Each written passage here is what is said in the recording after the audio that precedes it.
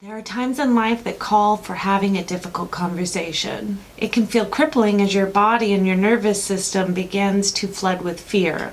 A lot of this has to do with a perceived conflict or a conflict going on. So a difficult conversation are those times that you know you should talk to someone, but you're afraid to do so. Maybe you've tried in the past and it went badly. Or maybe you're afraid that talking will make it worse. Still, you feel stuck, and at this point, you'd like to free up that mental energy for more useful purposes. Many of us avoid conflict at any cost, and the results can be devastating on ourselves and also on our relationships. So my intent today is to share with you a few questions to ask yourself before you enter a difficult conversation. This will help you stop avoiding conversations and start confronting people in a constructive and positive way. Conflict plus resolution equals intimacy. So as you prepare to approach a difficult conversation, it's important to remember that vulnerability and curiosity are your guiding forces. Vulnerability involves sharing your needs, your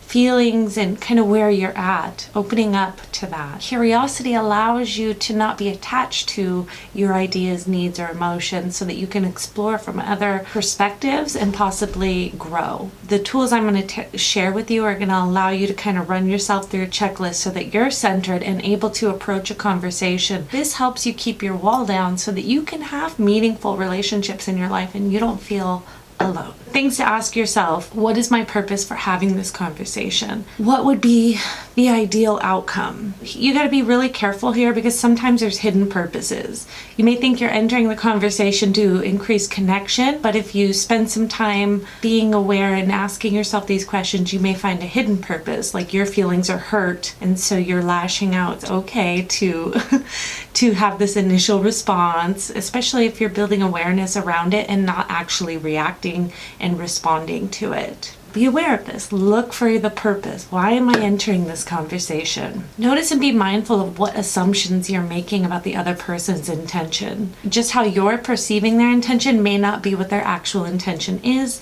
but it's good to know what you think. The next question to ask is, what is being triggered in yourself? What's your backstory? What is this bringing up from your past? It's important to be mindful of what your narrative is, but also not be attached to it. Like, this is the sequence of events and the way that I'm seeing things, and that way when you enter the conversation, you know that some of your heightened emotional state is not all them, but from your backstory. What is your attitude and energy entering the conversation? If you've worked with me at all, you have probably heard me ask, are you approaching this from a place of love? That is a real guiding force for conversations. Am I coming from a place of love, which means a way to bond or to grow together, or to open up and be transparent, live authentically, versus angry, hurt, trying to hurt you, I'm mad. Those are two different places to come from in a conversation. The next question is to ask yourself, what is the other person's needs? Kind of be curious here, play around, like what could their needs be? What are my needs?